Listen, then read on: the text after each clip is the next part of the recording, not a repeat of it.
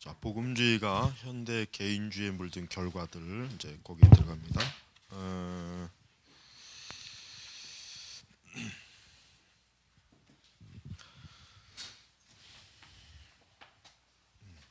자, 우리가 이제 복음주의라고 하는 것을 우리는 지금 이 책에서 복음주의라고 이렇게 하지만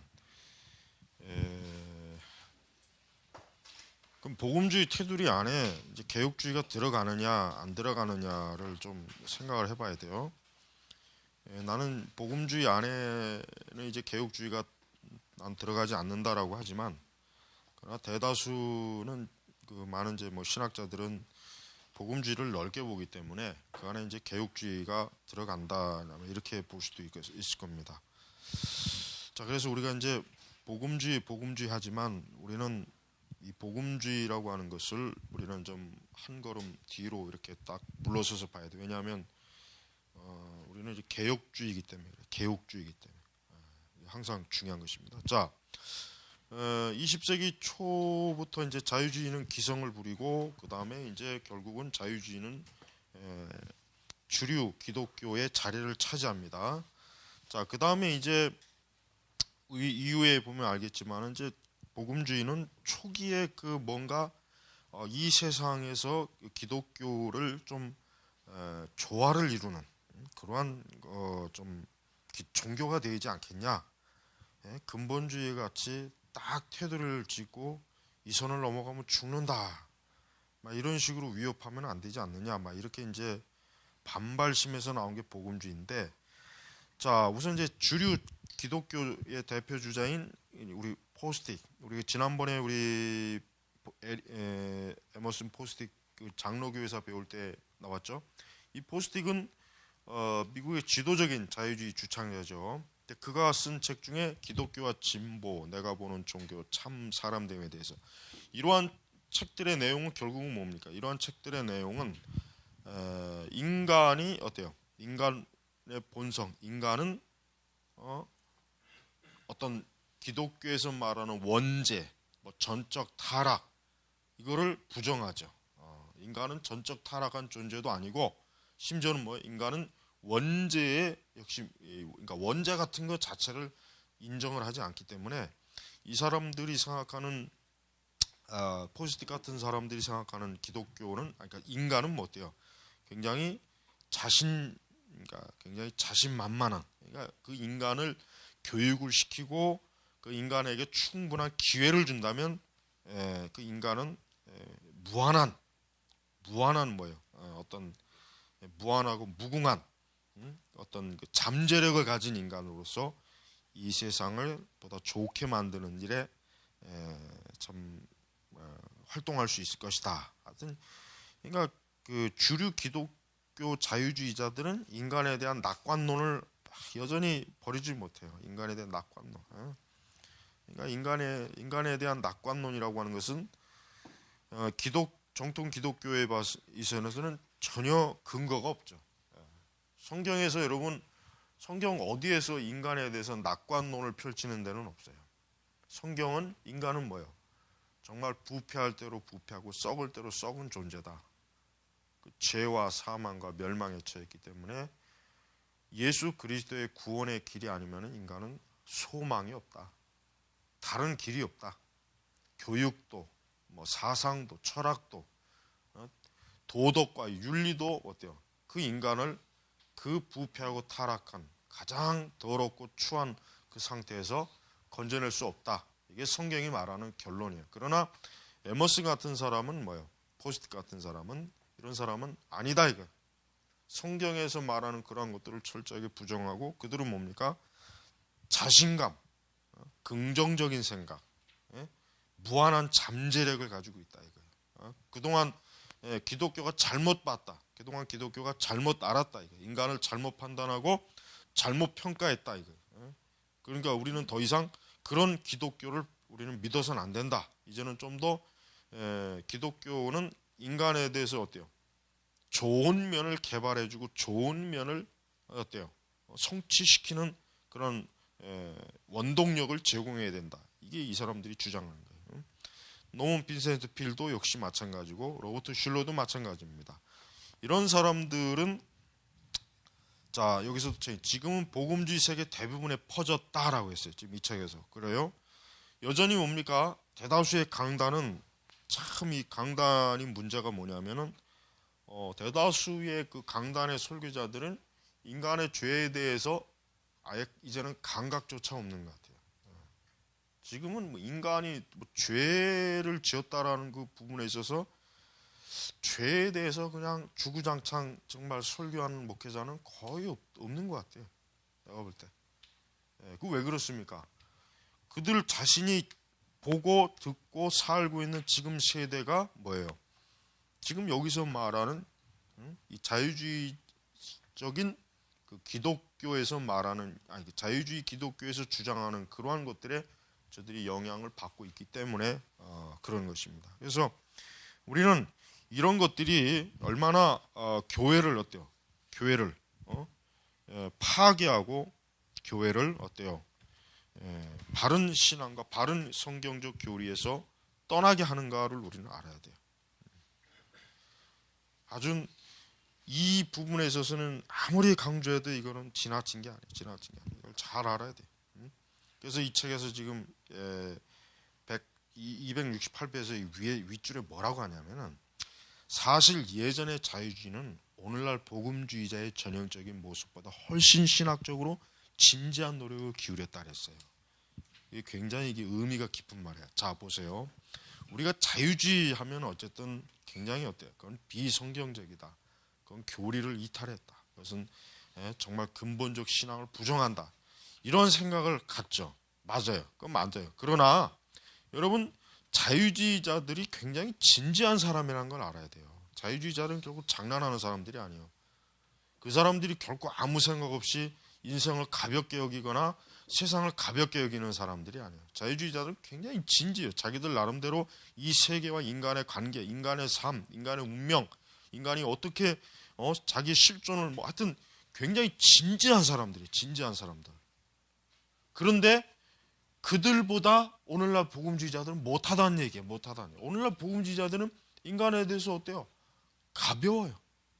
가볍고 인간 아주 촐랑거리고 보잘것없고 깊이도 없고 내용도 없고 아주 삼류 싸구려들이 그냥 어떻게 보면 이 복음주의 주류를 이루어요. 그러니까 그들이 쓴 책들도 마찬가지고 우리는 그런 걸 볼 때마다 그 진지한 자유주의자들보다 못하다는 게 이게 얼마나 수치스럽고 부끄러운 일이에요. 그래서 우리는 이런 부분에 있어서 어때요? 좀 더 우리 이제 개혁주의 관점에서는 지금의 이러한 기독교의 이 형태 아주 이런 그 참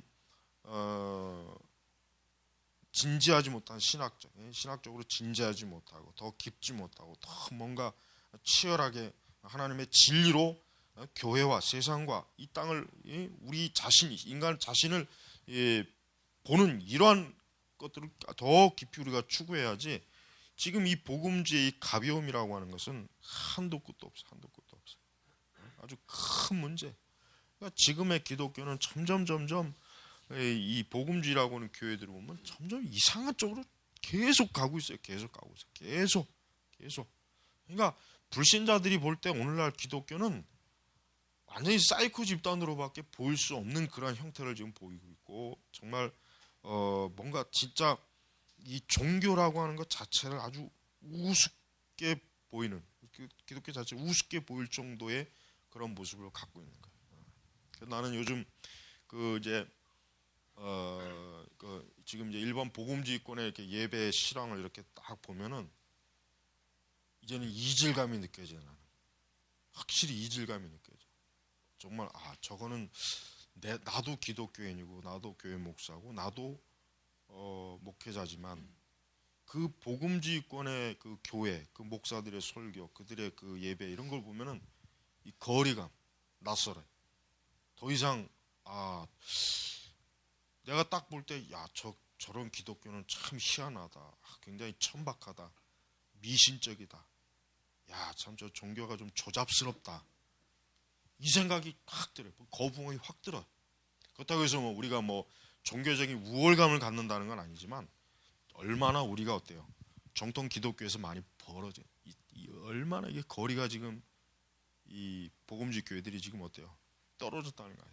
우리가 지금 시편 찬송가를 하고 우리가 교리를 배우고 기독교 세계관을 추구하고 이런 것들이 얼마나 어때요? 기독교의 본래 그 존귀함, 그 영광스러움을 잘 살려주는 데 비해서 지금 이 그 많은 그 복음주의 교회들이 하는 그런 것들을 보면은 나 같아도 이 저런 기독교는 나라도 별로 반갑지 않겠다. 이게 정이 떨어요. 쑥 이게 아주 거리감이 생기더라고요. 그러니까 우리는 이 개혁주의라고 하는 것을 더 굳게 잡아야 돼요. 자, 다음 이제 여기서 이제 분석해 놓은 거 차례로 들어갑니다. 첫째, 삶의 심리학화. 자, 그렇습니다. 여러분, 이 심리학이라고 하는 게 처음에 이 심리학이 출발했을 때는 아주 미미한 정도의 출발이지만 이제는 심리학이라고 하는 게 들어가지 않는 분야가 없어요. 인문학 분야도 마찬가지지만 종교도 마찬가지야. 심리학이 들어가지 않는 그 기독교가 없다는 걸 명확하고 분명하게 알아야 돼. 그만큼 뭐예요? 지금 이 세상은 뭐예요? 인간의 그 본성과 마음 이런 부분에 있어서 성경에서 이해하고 성경에서 가르치는 거하고는 전혀 다른 거리감을 가지고 지금 나오고 있어요. 자, 그래서 삶의 심리학과는 복음주의 정체성의 신경을 전달하고 있다. 그래서 인간 본성의 그 완전함을 말하는 이론가들이 인간 본성의 완전을 말하는 이론가들이 모두 인본주의자라는 사실은 결코 우연이 아니다. 뭐 에브람 메슬로, 칼 로저스, 에릭 프롬, 롤로 메이 아주 유명한 같은 심리학의 대가들이죠. 그리고 이 사람들이 다 각 심리학의 학파를 이룬 사람들이 전부 다 각 그 심리학의 자기 학파를 이룬 사람들이 다 이 사람들 메슬로도 로저스도 그렇고. 그러니까 이런 사람들의 주장하는 인간 본질 그런 것들이 어때? 복음주의 신학에 지금 깊이 파고 들어왔다 이거예요. 그러니까 원래 말하는 정통 복음주의 신학에서는 인간은 뭐요? 타락하고 부패하고 그 자아는 참으로 하나님 앞에 죄를 범한 아주 정말 아주 그냥 일그러지고 아주 좀 악한 모습이지만 그러나 지금 이 복음주의는 절대 그와 같은 성경적 관점이 아니라 뭐요? 우리의 자아를 우리의 그 내면 우리를 어때요? 굉장히 어때요?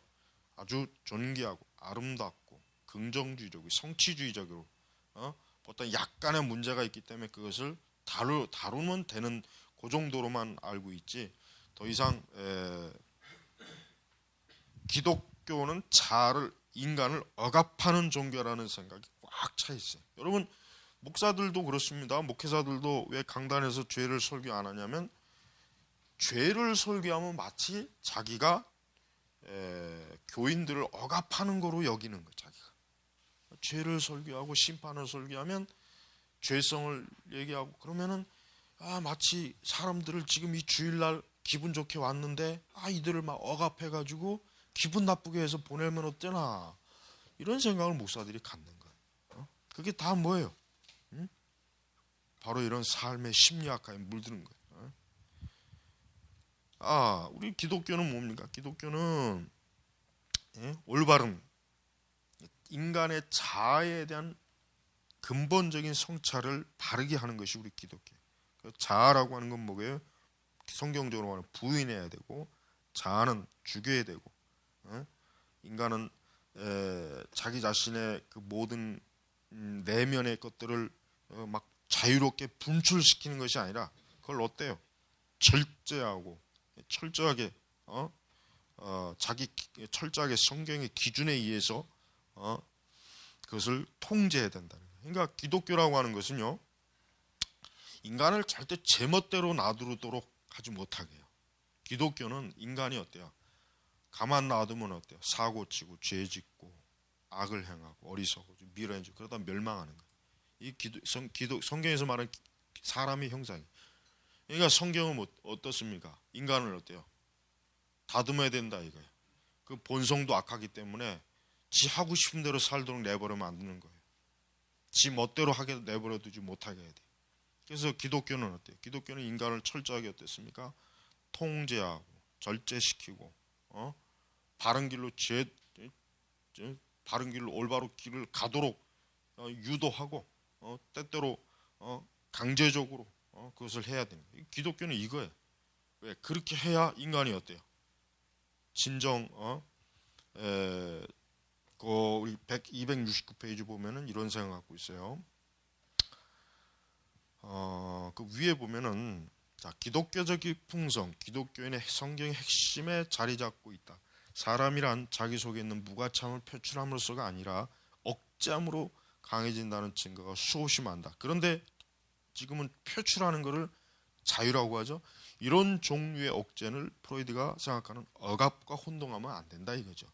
억압은 비합리적이며 무의식적인 메커니즘입니다. 이에 비해 억제는 도덕적인 관심과 그리스도의 소유가 되었다는 의식에서 나오는 의식적이고 합리적인 행위다. 자기 부인이 성품을 올바르게 형성해주며 반대로 자기 매료는 올바른 성품을 깎아내린다는 사실이 어쩌면 역설적으로 들리지 모르겠다. 어쨌든 기독교적인 이런 기반이 없다면 기독교 신앙은 위태로워지며 흔히 문화의 세속적 성격으로 드러나고 하나님의 계시의 질을 선포하기 필요한 힘과 확고한 바탕을 결여하게 된다. 그러니까 자 보십시오. 우리는 교회라고 하는 것은 그래요. 교회라고 하는 것은 우리 사람들을 사실 뭐 억압하거나 괴롭히는 것이 아니에요. 항상 우리 그리스도인들은 얼굴을 우중충하게 있어야 되고 옷은 시커먼 옷을 입고 늘 그냥 눈물을 흘려야 되고 비탄에 젖어야 되고 자기의 가슴을 치며 머리털을 뜯어. 이게 기독교의 모습이 아니에요. 그거를 마치 프로이드가 말한 억압이라고. 그러니까 쉽게 얘기하면은 정통 기독교적인 그 교리와 그 실천적 신앙을 프로이드는 뭐야? 그걸 인간을 억압하는 거다 이거. 그런 식으로 왜곡하니까 목회자들이 정작 바른 영혼을 인도하는 목회 지도를 포기하고 그냥 풀어주는 거야. 네 멋대로 해라. 그래, 네가 원하는 대로 하다. 그래도 하나님은 널 여전히 사랑하시고 너와 함께 하신다. 하나님 너를 절대로 포기하지 않는다. 이게 얼마나 교묘한 속임수잖아요. 속임수. 근데 그것이 실제로 뭐예요? 사람의 성품을 버려놓는 거예요. 그게 실제로 뭐예요? 우리 인간을 망치는 거라는 거예요. 망치는 거. 그러니까 우리는 어떤 일이 있어도 근데 지금에 이렇게 딱 보면은 우리 세상 자체 문화가 이게 하여튼 조금이라도 뭔가 사람을 이렇게 뭔가 좀 이렇게 바르게 잡으려고 하는 시도 자체를 뭐예요? 억압으로 봐요. 무조건. 그건 무조건 억압하는 거다. 억압하는 거다. 그러니까 여러분 이 교육에 있어서도 그래요. 중고등학교 애들도 사실 지금 이 중고등학교 애들도 내가 볼 때는 머리 빡빡 깎이고 애들도 남자애들은 머리 그냥 다 깎아버려야 돼. 깎이고 옷도 옛날 시커먼 교복 그것까지는 좀 못한다고 해도 교복으로 그냥 아주 교복도 좀 더 고전적으로 그냥 딱 이렇게 하고 여학생들도 머리 딱 단발 그 이상은 아예 못 기르고 화장하면 아주 그냥 절대 학교 못 나오게 만들어야 돼. 얼굴에 화장기 있으면 아예 그냥 학교에서 내보내버려야 돼. 그 다음에 휴대폰, 스마트폰 딱 통제시켜버리고. 그러니까 학교에서 아이들을 그 청소년 시기를 어때요? 틀을 확 잡아줘야 된단 말이에요. 규칙적으로 질서 있게. 근데 어때요? 지금은 우선 교사들 자체가 우리 책도 나왔지만 교사도 학교 가기가 무섭다 이거. 교사도 학교가 두렵다. 아이들만 그런 게 아니에요. 교사 자체가 학교 가면 도대체 통제가 안 되는 이런 교육 시스템에서 그럼 교사가 할 수 있는 게 뭐냐 이게 뭐냐. 그러니까 교사 자체가 학교 가는 게 두렵다는 거예요. 오죽하면 그런 책까지 나왔겠어요. 그러니까 아이들을 이 좌파 놈들 봐요. 이 좌파 이놈들이 아이들에게 자유를 줘라. 동성애 임신해도 괜찮다. 다 자유를 줘버리면 어떻게 하냐 이거예요. 그러면은 어떻게 됩니까? 아이들이 그 중요한 청소년 시기에 인격 형성을 해야 되는 그 시기 어때요? 그걸 제대로 못하는 거예요. 걔들 크면 어떻게 해요? 걔들 크면 절대로 정상적인 결혼생활 못해, 직장생활 못해요. 왜? 결혼생활, 직장생활이라는 게 인간이 자기가 걸어야 될 길이 있고 태도가 있는 거예요. 근데 그걸 못 견뎌요. 난 자유스러워야 되는데 왜 날 억압하냐? 왜 직장에서 날 억압하고 왜 가정에서 날 억압하냐? 난 자유로운 존재다. 나는 별을 향해서 여행하는 고독한 이런 망상에 시달린다. 이거 어른이 돼서도 망상에 시달리는 거예요. 그게 미친놈이에요. 그거는 사실 그건 정상적인 용어로 그건 정신병자예요. 미친 거예요. 미친 거. 사람이 이게 재구실을 못하는 거예요. 그럼 사회 자체가 엉망이 되는 거예요. 그러니까 교회도 마찬가지죠. 교회도 하나님의 말씀에 정확하게 딱 선을 딱 그어줘야 돼. 이게 말씀이다. 이게 하나님의 교훈이다. 훈계다. 이걸 따르라. 이대로 하지 않으면 그는 교회 나가라. 신앙생활 그건 할 수 없다. 이게 목회자들이 이렇게 목회의 어떤 가장 근본적인 딱 원리 이걸 딱 확실히 제시하고 거기서 벗어나면은 치를 하던가 그럼 내쫓아버리던가 뭔가 이런 게 있어야 되는데 지금 그런 게 없잖아요. 그냥 그러니까 그런 식으로 목회하는 목사는 지금은 싫어해요. 고지식하다, 사랑이 없다, 완고하다, 뭐 냉정하다, 막 이런 식으로. 그러니까 이 사람이라고 하는 것을 성경은 사람을 지 멋대로 방치하게 하잖아요. 하나님께서는 사람을 어때요? 엄격하게 율법, 말씀으로 그냥 다듬는 거예요. 다듬는. 이스라엘 백성도 그 광야에서 율법을 줬잖아요. 왜? 그 율법으로 그 애굽에서 그 자유분방한 지 멋대로의 노예 생활을 했던 그 성향이 있기 때문에 어때요? 그걸 하나님이 어때요? 바로 잡는 거예요. 바로 잡는 거예요. 그 바로 잡는 과정이 우리 40년이 넘도록 40년이 바로 잡는 거예요. 바로 잡는 거예요. 율법으로 바로 잡아주는 거예요. 그러니까 십계명도 주시고. 그러니까 이스라엘 백성들이 초기에 그런 그 모세의 그 지도 이런 하나님의 그 어떤 그걸 못 견뎌하잖아요. 막 싫어하잖아요. 불순종, 불평하고. 이게 뭐예요? 인간이라고 하는 것은 이렇게 정말 인간이 바르게 가야 할 어떤 정도, 길을 잘 제시하고 그 길을 가야 되는데 그 길을 안 가고 자기가 원하는 대로 막 흩어지면은 결국은 그것은 그 사람을 결국은 망하게 하는 지름길밖에 안 되는 거예요. 자, 이렇게 이제 이 복음주의 교회들도 이런 식으로 지금 참 어리석은 과정으로 나와 있고, 바로 이와 같이 개개인을 이렇게 참 마치 자유롭게 한다, 억압에서 풀어준다, 이런 것들은 결국은 그 사회와 그 모든 세상에서 어때요? 참 부패하고 타락해하는 그런 요소를 더 많이 끌어들이는 거예요. 자, 270페이지 쭉 보면 이제 거기로 넘어가면은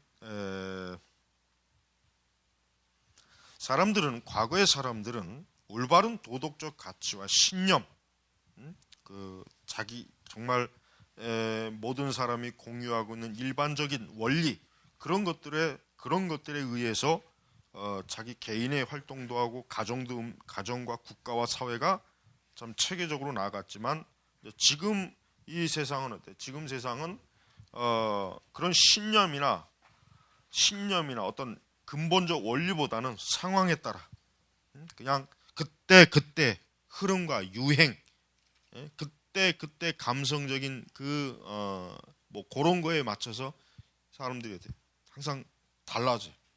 그러니까 이런 어떤 영구적인 어떤 그 고착점이 없이 늘 그냥 유동하는 거예요. 마치 뭐예요?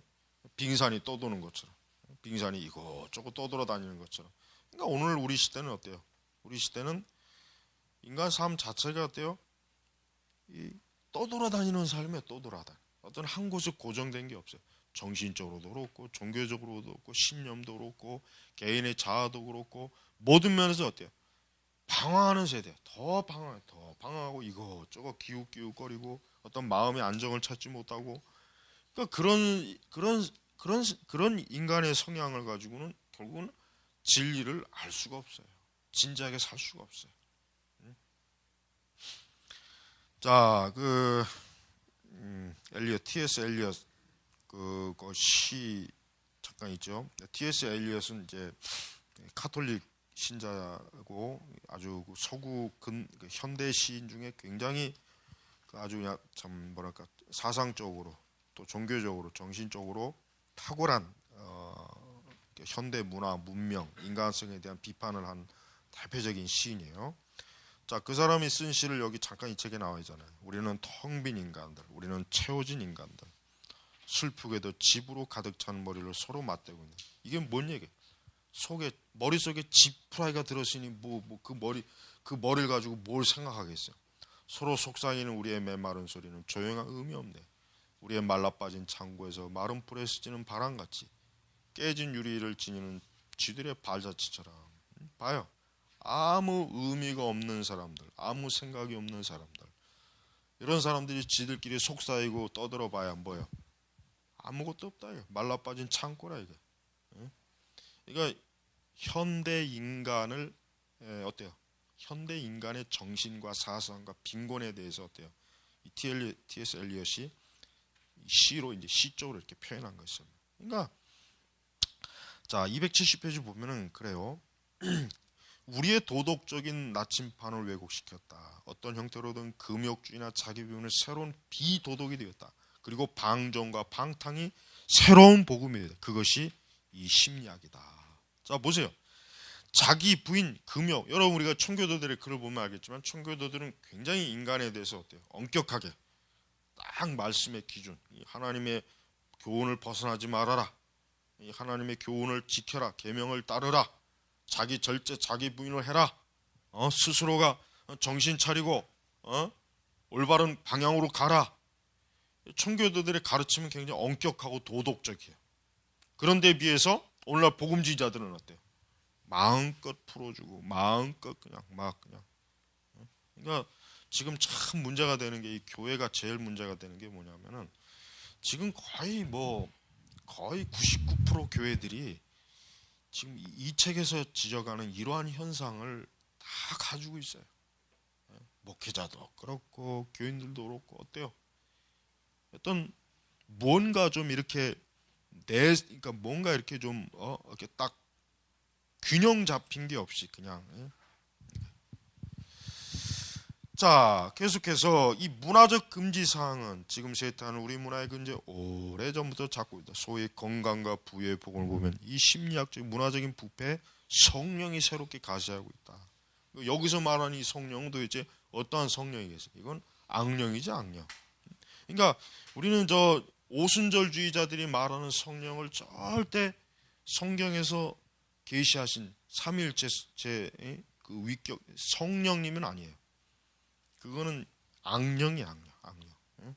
그러니까 우리가 이런 복음주의권이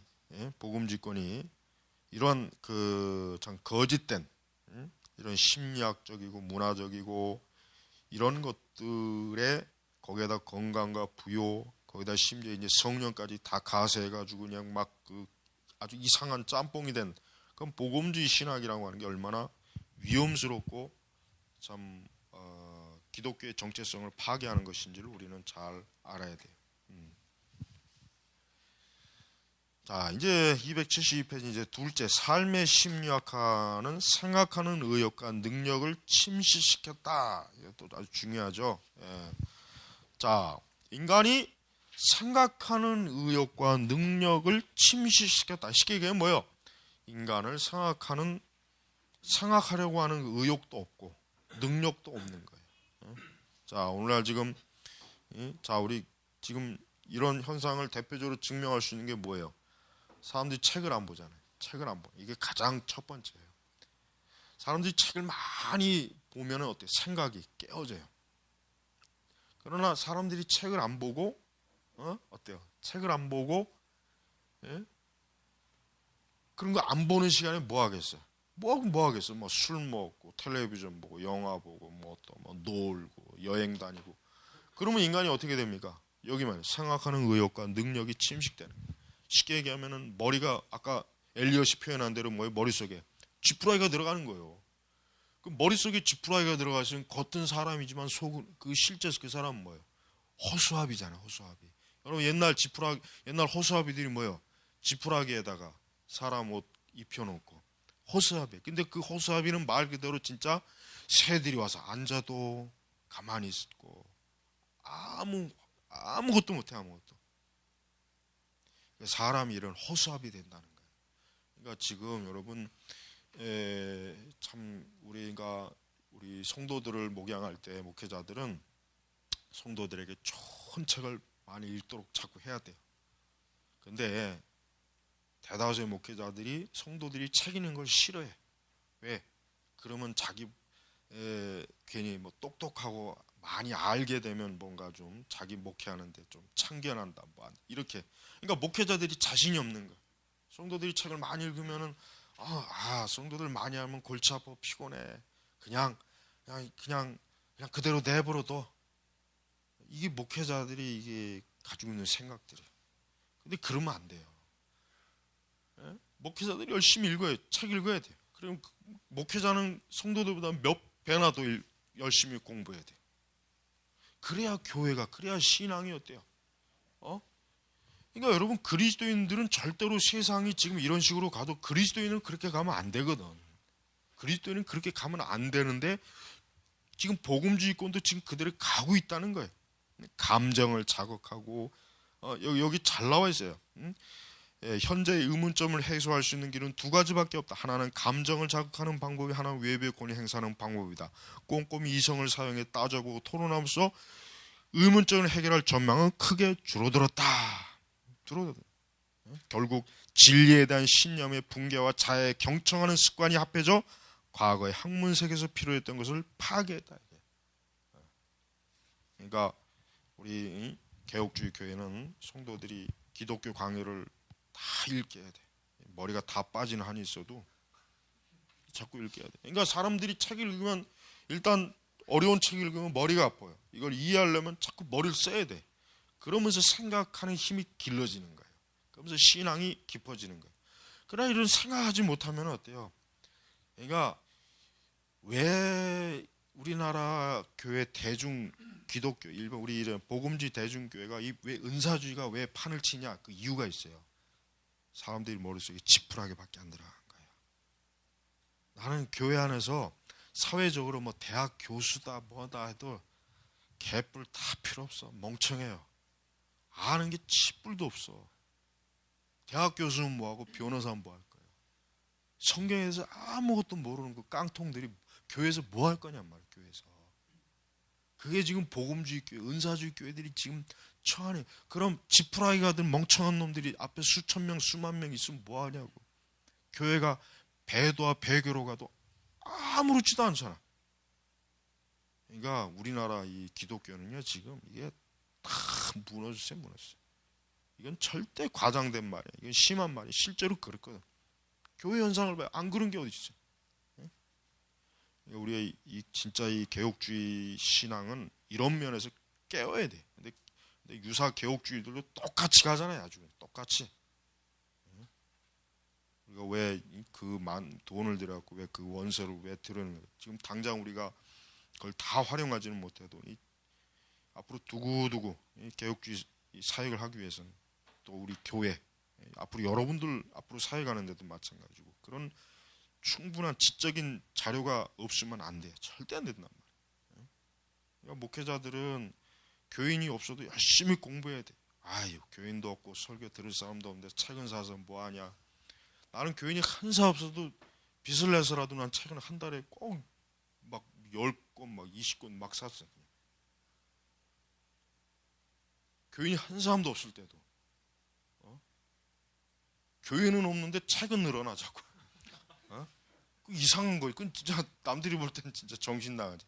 그러니까 자꾸 배워야 돼요. 배우고 그래야 목회자가 정신 차리고 사역을 하지. 안 그러면 못해. 자꾸 목회자가 내가 볼 땐 목회자가 침체하는 이유가 뭐냐면 쓸데없는 공상을 하니까 침체하는 거예요. 자꾸 좋은 신학책 읽고 그래봐요. 침체할 그런 시간이 어디 있어? 연구하고 말씀 연구하면 얼마나 지금 할 게 많은데. 그러니까 이 목회자들 자체가 지금 이 목회자들의 머릿속 자체가 지푸라기로 가득 찼어요.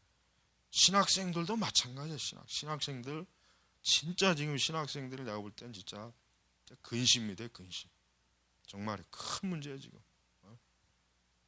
그러니까 지금 이 책에서 말한 이런 현상이 벌써 우리 한국 교회도 이런 현상이 지금 깊이 들어와 있는 거예요. 이게 절대 남의 나라 얘기가 아니에요. 미국 복음주의가 우리는 안 그래도 정말 동일하게 지금 흘러가고 있다. 동일하게. 자, 잠깐 쉬고 계속해서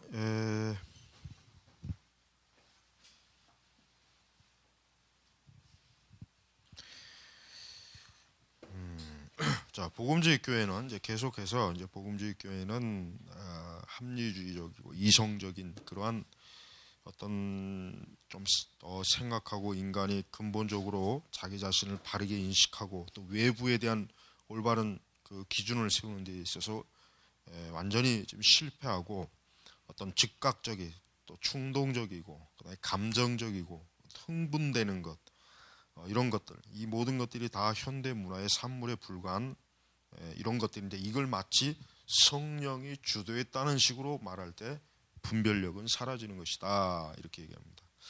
자, 거기서 이제 니스벳이라고 하는 사람이 로마 제국의 마지막 시대와 20세기 마지막 시대 사이 유사성이 있다. 이거 뭐냐? 두 시대 모두 비합리의 물결이 퍼지는 현상이다. 비합리. 하여튼 이 비합리적이고 비이성적인 것은 절대 좋지 않아요.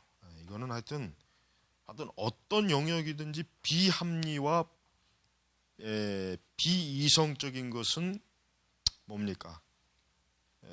결국 인간의 아주 맹목적이고 충동적이고 그다음에 객관적이지 못하고 주관적으로만 몰두하고 진지한 사색이 필요 없고 그저 자기 처세술 개인이 어떻게 하면 그 세상에서 잘 먹고 잘 살까 뭐 이런 어떤 생존 전략 그러니까 이게 이제 로마 제국 마지막 시기와 20세기 사이에 이제 어떤 유사점이다 이거예요. 그러니까 로마 제국이 마지막 멸망할 때 모습과 20세기의 모습이 이런 면에서 비슷하다. 자, 뭐 이런 것들이 뭐 기독교 안에서 이런 것들이 뭐 과연 얼마만큼 또 영향을 미치겠느냐 하지만은 신앙은 심리학하고는 다른 거죠. 신앙을 심리학이라고 생각하는 사람들이 많죠. 종교학자들이 대표적이고 그 다음에 오늘날 많은 그 복음주의 작가들 중에는 심리학과 신앙을 구별 못하는 멍청한 놈들이 많아요. 심리학하고 신앙을 전혀 구분을 못해요. 그러니까 그런 사람들이 볼 때는 인간을 기독교 신앙 자체를 심리학으로 봐요. 심리학. 그러니까 인간의 마음을 어떻게든 사람이 교묘하게 조장할 수 있고 만들 수 있고 마음을 이렇게 저렇게 뭐 그냥 하여튼 할 수 있는 뭐 어떤 그런 것들로 이렇게 보는 면이 많습니다. 자, 뒤로 넘어 274페이지 넘어가면은 여기서 이제 자아에 대한 것들을 계속 다루죠. 자아에 대한 것들을 자아는 거대한 기독교 진리를 담아내기에 너무 작고 답답한 합복이다. 자아가 기독교 신앙의 의미를 제약할 때 선과 악은 행복감이나 불행감으로 전락한다. 세상에서 하나님의 의치는 사적인 의식 영역으로 전락하고 역사 속에서 행하신 하나님의 구속행위는 개인 구원 체험에 맞춰지고 세상 안에서의 하나님의 섭리는 좋은 하루를 보내기 위해 좋은 주차장을 잡는다거나 뭐 오늘 뭐 물건을 싸게 샀다 이게 하나님의 은혜다 뭐 이렇게 해야 됩니다. 하나님의 말씀은 직관으로 대처돼. 여러분 말씀을 직관으로 대처하는 건 참 위험한 거예요. 목회자들은 절대 연구해야 돼요. 연구해야 돼요. 이 오순절 은사주의 멍청한 놈들처럼 기도하면 뭐 마치 하나님께서 그냥 주석도 알려주고 뭣도 알려주고 다 알려서 그냥 강단에 서면 그냥 청산유수로 설교가 나온다는 생각도 많은데, 그게 말씀을 직관으로 대하기 때문에 목회자들은, 성경을 대할 때 목회자들은 절대로 직관에 의지하면 안 돼요. 연구해야 돼요. 그러니까 말씀을 연구하고 말씀을 이해하려고 파헤치고, 이게 굉장히 이게 성경의 말씀을 이해하는 것이지, 어떤 직관, 딱 말씀 보고 떠오르는 어떤 영감, 뭐 마음에 주어지는 뭐 충동, 뭐 영적 자각, 뭐 이런 것들 막 강단에서 설교하면은 그건 완전히 그 하나님의 진리를 왜곡시켜 버려요. 지금 대다수가 다 그렇잖아요. 그러니까 좋은 주석을 가지고 있으면서 그 주석을 통해서 성경을 연구하는 그 방법이 굉장히 중요한 거예요. 그런 노력을 많이 기울여야 돼요. 그냥 어설프게 그냥 뭐 성경 뭐 이렇게 해가지고 뭐 적당하게 짜깁기 해서 설교하려고 하면 안 돼요. 가장 나쁜 거는 이제 형편없는 설교를 베끼는 거. 차라리 베끼려면 명설교를 베껴, 진짜 제대로 된 설교를 베껴. 에드워즈 설교를 베끼든지, 로이드 존스 설교를 베끼든지, 아더 핑크의 설교를 베끼든지, 그런 분들의 설교를 베끼면 설교 공부라도 되지. 예? 어디서 그냥 뭐 인터넷에서 설교 은행 베끼거나 뭐 아니면 뭐 또 뭐 유명한 대형교 목사들 설교 듣고서 자기식으로 이렇게 편집 짜집기 해서 그런 사람들 많이 있단 말이에요. 그러지 말고 자기가 깊이 연구하고 자꾸 좋은 주석들, 뭐 신학 책들, 또 좋은 아주 중요한 설교집들, 그런 걸 자꾸 읽고 그러면은 말씀을 볼 수 있는 통찰력이 자꾸 세워진다, 길러진단 말이에요. 그걸 할 생각을 해야지. 언제까지 근데 이렇게 중요한 이 시기가 언제예요? 이렇게 말씀을 연구하고 볼 수 있는 시기는 20대, 30대 그 기초를 다 쌓아놔야 돼. 그때 다 해놔야 돼. 그래야 평생 자기가 살아가는데 도구로 사용할 수 있대. 자, 거룩함에 대한 관심은 자아 통합성. 그러니까 거룩이 뭐냐, 그러니까 그 자아가 관심을 기울이는 것에 빠지는 거예요. 빠지는. 그러니까 이 거룩이라는 것 자체가 죄, 악, 경건, 하나님을 경외함, 말씀에 순종함, 이게 거룩인데, 이게 아니라 자아, 자기의 자아를 어떻게 하면 행복하게 하고 자기의 자아를 즐겁게 하고 우울한 감정을 떨치고 뭐 이런, 이게 마치 거룩인 줄 알고 있어. 이게. 그다음에 진리에 대한 추구는 감정에 대한 추구로 바뀌어. 진리에 대한 추구. 진리에 대한 추구라고 하는 게 단순히 우리의 마음을, 우리의 감정을 막 띄워주고 막 이런 식으로만 만약에 본다면은 진짜 진리는 상실이 돼요. 상실이 돼 버린다. 그다음에 윤리에 대한 추구는 자신의 자아에 대한 좋은 감정. 그러니까 기독교인들이 윤리, 뭐 이 책 나중에도 이제 윤리 실종이라는 이제 파트도 있지만은, 기독교라고 하는 것이 절대 윤리와 도덕을 등한시하는 종교가 되면 안 되죠. 기독교가 물론 윤리와 도덕적인 종교는 아니에요. 그건 유교죠. 그거는 이 세상의 윤리 종교죠. 그러나 기독교가 윤리와 도덕을 방치하는 종교가 아니라는 걸 알아야 돼요. 방치하는 종교가 되면 큰일 나버리죠. 그거는 우상숭배 종교가 되는 것과 똑같은 거예요. 그 다음에 세계는 개인적 상황의 범위 안으로, 그러니까 오직 자기의 관점으로만 세계를 보는 거예요. 신앙 공동체는 개인적인 주변 친구들로 줄어든다. 그리고 과거 교회, 역사적 교회도 뒤로 물러 남는 것은 그냥 자기 혼자. 자, 이런 것들이 결국 뭐예요? 기독교를 어때요? 왜소화시킨다. 이거 왜소화. 기독교라고 하는 그 종교를 극히 축소시켜. 그러면은 기독교가 과연 이 세상에서 어떻게 진리를 증거하며 어떻게 하나님의 영광스러움, 위대함, 진리의 능력, 거룩함을 어떻게 참 뭐라 그럴까, 사람들에게, 이 세상 수많은 그 불신 영혼들에게 줄 수가 없겠죠. 그래서 기독교인의 생각하는 습관을 파괴하고 있다. 그러니까 신앙의 심리학화는 기독교인의 생각과 지성을 파괴한다 이거. 그리고 그것은 기독교인의 생각하는 습관을 파괴하고 있다.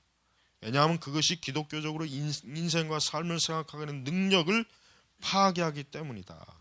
이게 굉장히 중요한 대목입니다. 결국 그리스도인들이 생각하는 능력과 지성을 다시 회복시키면은 어때요? 기독교는 어때요? 올바른 방향으로 돌아올 여지가 있는 거예요. 올바른 방향으로. 그러니까 항상 기독교가 기독교가 참된 부흥과 참된 그 각성을 하는 그때는 어때요? 그때는 많은 결국 그리스도인이라고 하는 사람들이 어때요? 그 생각과 지성이 어때요? 회복되는 거예요. 올바르게 생각할 수 있는 그 판단력이 살아있는 거예요. 그런 판단력과 그러한 것들이 없다면은 선이 무엇인지, 악이 무엇인지, 의가 무엇인지, 하나님의 공의가 무엇인지, 죄가 무엇인지, 이런 진리 요소를 어때요? 다 잃어버려요. 다 잃어버려. 그러니까 아주 문제가 커요. 그리고 더 치명적인 건 뭐예요? 275페이지 보면 더 치명적인 게 뭐가 나오냐면 기독교인의 생각이 부식하면서 신학을 하는 데 있어서도 가능성이 침식된다. 교회는 신학의 1차 청중이다. 그렇죠? 신학은 교회를 위해 쓰여지는 거예요. 그러나 기본적인 청중이 부재한 상태에서 신학은 뭐예요? 음악을 사랑하는 애호가가 없는 교양학들, 독서를 즐기는 대중이 없는 소설가처럼 어떻게 풀이 죽어가는 거예요. 그러니까 자 보세요. 오늘날 교회는 사실 신학이라고 하는 게 필요가 없어요. 오늘날 교회 형태를 보면 굳이 뭐 신학을 6년 7년 공부해가지고 굳이 이 정도 교회라면 굳이 6년 7년을 공부할 것도 없어. 그냥 한 3개월 어디 단기 코스 밟고 해도 전혀 내가 볼 땐 문제가 없어요.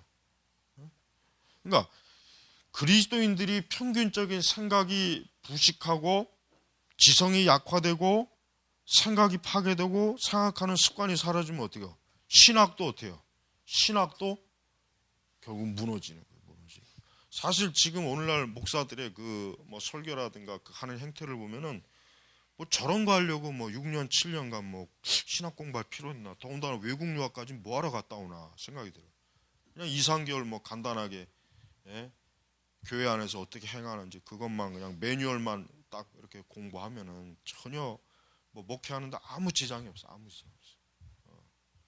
그러니까 그만큼 신학교와 신학대학이 어때요? 지금 제 기능을 못하는 거예요. 지금. 적어도 신학을 4년 배우고 대학원을 3년 계셨으면 진짜 정말 기독교 신학에 대한 아주 풍성한 신학적 그 생각하는 힘이 길러져야 되고 그러한 것들이 갖춰진 상태에서 신자들을 자기 정도만큼 계속 끌어올려야 된다. 끌어올려야 돼.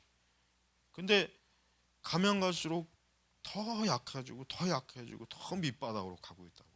그러니까 엄청나게 문제가 큰 거예요 지금. 더군다나 이제 기독교 세계관 같은 건 아예 담쌓고 지내잖아요. 그러니까 우리 교회에서 이렇게 매주 토론회를 하고 기독교 세계관을 하는 이유는 뭐냐면 그걸 해야 돼. 그걸 해야 우리가 더 생각하고 더 진리를 보면서 하나님 말씀을 보면서 더 말씀의 뜻을 바르게 알고 분별할 수 있는 중요한 기능을 한단 말이에요. 그러니까 그런 게 없으면 어떻게 돼요? 망하는 거예요. 망하는 거. 그러니까 이 책에서 지금 지적한 것처럼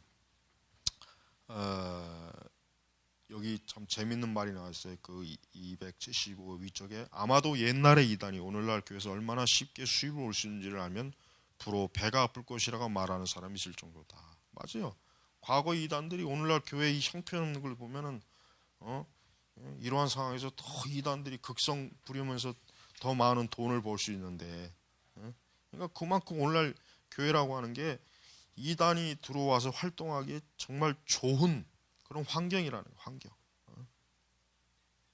계속 내려가면 성경적 신앙은 현대 분위기 가운데 성경적 신앙은 전혀 객관적 진리에 대한 것이 아니며 오직 주관적인 호소력이 생각하는 면허를 받은 것처럼 지낸다. 객관적인 진리가 전혀 없다면 신앙은 전혀 존재할 수 없다 이거예요. 그러니까 기독교인들이 단순히 설교가 뭐 자기의 마음을 막 띄워주고 감동시켜주고 감화시켜주는 그런 형편없는 설교를 가지고는 신학이라는 거 필요가 없는 거예요. 신학이라 굳이 신학 배우지 않아도 그런 건 얼마든지 할 수 있으니까. 그러나 성경적 신앙은 뭐야? 진리에 대한 거예요. 진리. 우리가 이 하나님 말씀을 열심히 깊이 공부하고 이 말씀을 파헤치고 이 말씀에 바른 자기의 토대를 두는 것은 이거는 우리 자신의 신앙뿐만 아니라 사역과 교회 그 영혼들에게서 이건 절대적인 중요성을 지닌 거랍니다. 절대적인. 그러니까 이러한 것들이 없는 상태에서 과연 얼마나 교회가 더 나은 길로 가느냐? 못 간다 이거. 결국 구약의 선지자들도 이스라엘 백성들이 하나님을 아는 지식이 없다 이거예요. 하나님 여호와를 아는 지식이 없으니까 이 백성들이 어때요? 우상을 쫓아가는 거예요. 험한 것을 쫓아간다는 거예요. 그러니까 구약 시대 그 이스라엘도 동일한 패턴으로 지금 갔기 때문에 그 모양 그 꼴이 됐는데 오늘날 교회도 뭐요? 동일하게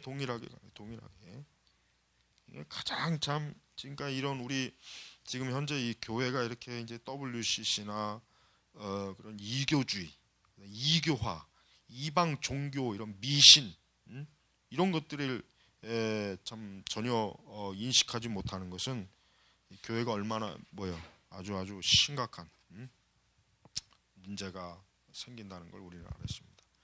우리는 구약 성경의 선지자들이 객관적인 진리를 확신했다 그래서 276페이지 보면은 구약 시대 선지자들이 단지 책망하고 꾸중만 한 게 아니에요.